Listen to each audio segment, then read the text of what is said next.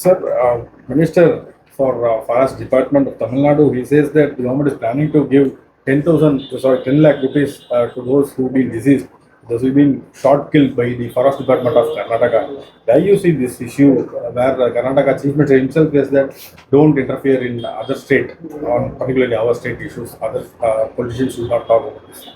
So it is very unfortunate that Chief Minister of a state says that not to interfere in their state's issues.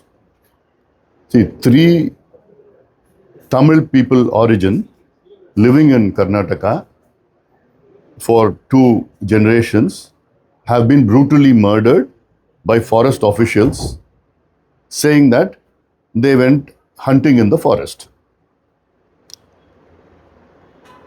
And the relatives there, as well as all the village people, they say otherwise. In fact, yesterday, a fact-finding team from my party, the PMK, went and met the deceased people's relatives, went to all the 3 villages, directly talked with them, and 2 former MLAs from my party, it's a team of 5 members, they went there. And they discussed this with the other village people and all that. And they found that whatever the forest department and Karnataka says that it is false. They went in search of their cattle in the forest. And for that, they were bounded and then shot point blank, brutally murdered by the forest department in Karnataka. This is the information we got directly from my party's fact-finding team in Karnataka.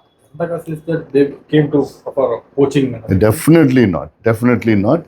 These are laborers. They are living in huts. They have small children. And how can they get a gun? How can they get all these other ammunitions for that? This is completely not true. And also, they say that there were 4 people who went searching for their cows, for the cattle. One of them escaped. And the person who escaped had said that they were brutally murdered. And CBI inquiry only will bring out this truth. We definitely don't want an magisterial inquiry. It's going to be, nothing is going to happen there in Karnataka. When you have the Chief Minister of Karnataka says that don't interfere. We are living in India. India is a federal structure. If Tamil people are murdered in Sri Lanka, it is our right to demand justice. If Tamil people are murdered in Karnataka, if Tamil people are murdered in Andhra, Maharashtra, it is our right to demand justice. As members of parliament, as people's representatives, we have to demand justice.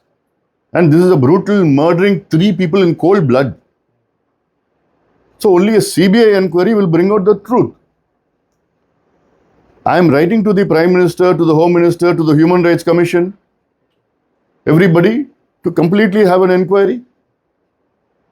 And till today, there in fact 8 forest officials were involved in this.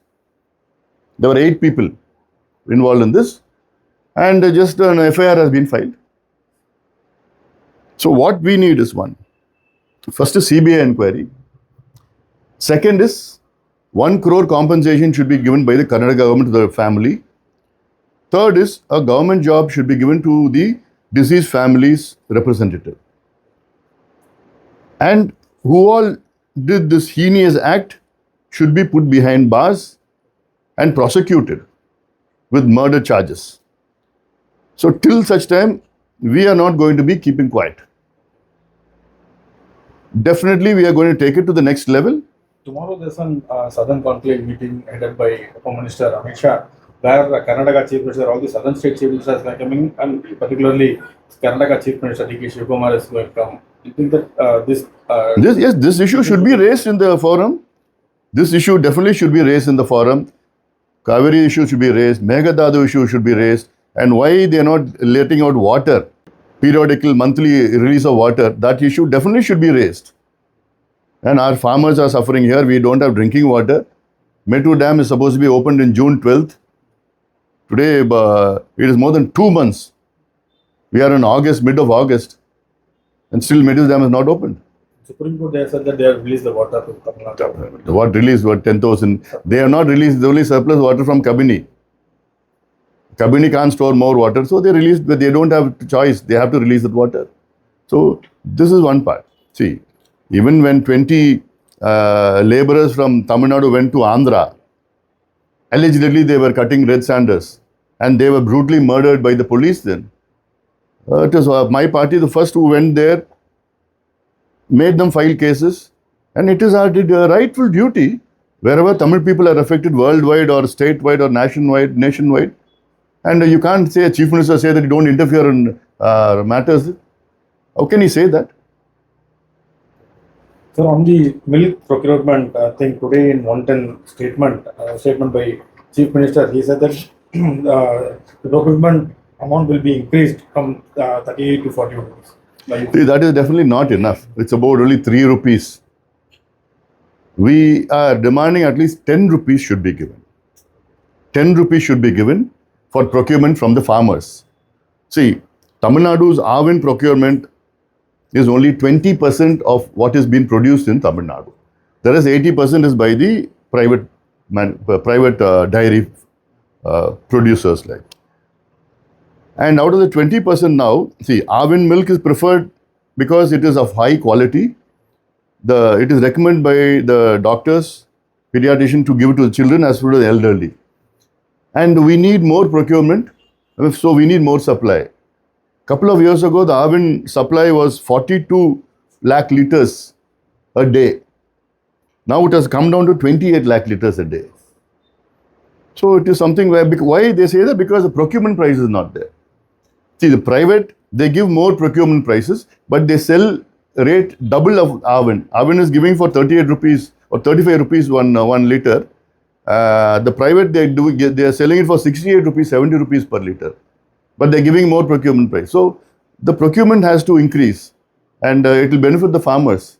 So it's giving 1 rupee, 2 rupee, 3 rupee, it is not enough. So at least 10 rupees, 1 liter of milk, the procurement price on the farmer should be increased. DMK has been consistently pressuring to conduct an caste-based census in the state by the union government and state government. Why you see today all-party meeting to be conducted by Kochi party, where they've been also consisting to conduct this thing and discussion.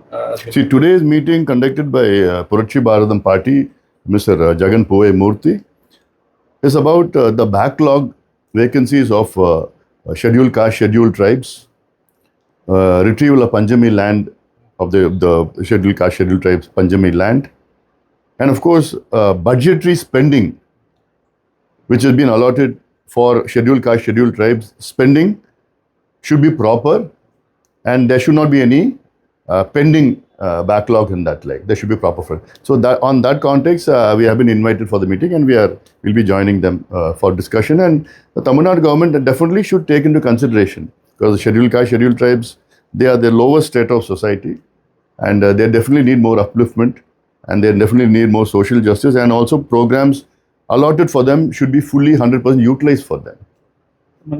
Students are prohibited in participating in protest in Tamil Nadu. Where joint action to be taken to prevent students from participating in protest organized by particularly left parties and CJP, Cockroach Janata Party.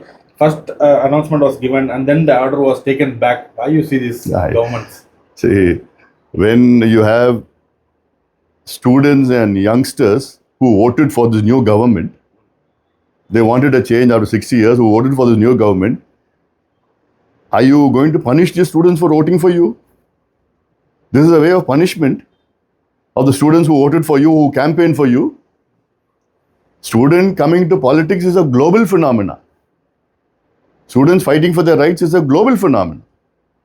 You have so many students who have fought and won. So much of student revolution happened. What happened in China, Tiananmen Square? What happened in the Arab Spring revolutions? In Tunisia, in Algeria, in Libya, in Egypt? What happened to students? They fought and then they became victorious in Sri Lanka recently, Bangladesh, Nepal. And what happened? How DMK came to power in Tamil Nadu? It was because of students. Language issue, but students, they were there. So students coming into politics or fighting for their causes, I mean, this is completely very, very retrograde step by the government, and it is completely. I was very surprised. I was very surprised. Please don't do all these retrograde, pre-independent concepts. During the British period, this happened, but now you're asking students not to indulge in protest or in politics. Definitely, it is not to be. Sir, Vijay says that he have 3 department files, corruption files of DMK, and says that if needed, I can release it anytime. Please, Honorable Chief Minister, Mr. Vijay, please release the files of corruption files you have about the DMK. And this is what we want. We have been asking. The people of Tamil Nadu voted for you because of corruption of DMK. And please bring it out. In every department, there was corruption. The highest corruption was in the PWD, the highways department, the PWD. All the departments were corrupted. So you bring out the files, bring out whatever corruption is. And in fact, you had this sand mining and all these quarry all happened in South Tamil Nadu, where thousands and thousands of crores of rupees of these quarries and these crushers, the jelly were taken to Kerala indiscriminately, illegally. So you catch all of them, bring the money back, put it in your coffer. You don't have money in your coffer. And One final question on the government raising maternity leave to the 3rd child for women government employees to 365 days. Why you see when Tamil Nadu government and southern states which particularly focused on the population stabilization. Yeah. Yes, we need population stabilization. That is a need of the hour today. And in fact, most of the states now is saying that from earlier it was 2-child, now it's the 1-child policy.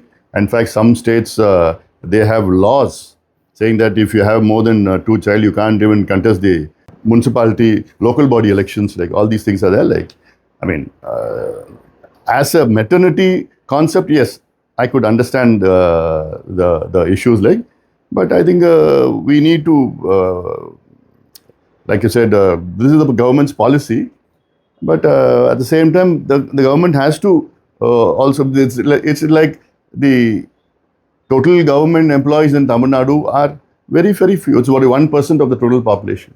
And maternity leave for the 3rd child is very, very minimal. Like, so it won't cause much of an issue. But at the same time, the government should move towards population stabilization methods, because already Tamil Nadu's population is 8 crore. And to fulfill the demand and needs of all these 8 crore population in living in a very small space of land is really taxing. Already reflected in the delimitation issue also that Yes. we focused on those union government schemes. We followed it, but we've been suffering due to that. But why you see this 3rd child birth and incentive? See, on a compassionate ground, I don't see any wrong in giving maternity benefits to the 3rd child or 4th child. But as a policy, I'm not going to, but as a policy, I think the government needs to take a more proactive policy in according to today's needs. Sir, cars to be given to all the MLAs is what CM have given an announcement through one time statement. See, I think they can give cars to MLAs who don't have cars, rather than giving cars to all the MLAs. So they can see that any MLA who don't have a car, it could be given. I'm not saying it should be given. It could be given. According to their financial status, it could be given. But I see that lots of MLAs are the first-time MLAs. And I've seen this assembly, their performance, like they need to learn a little more.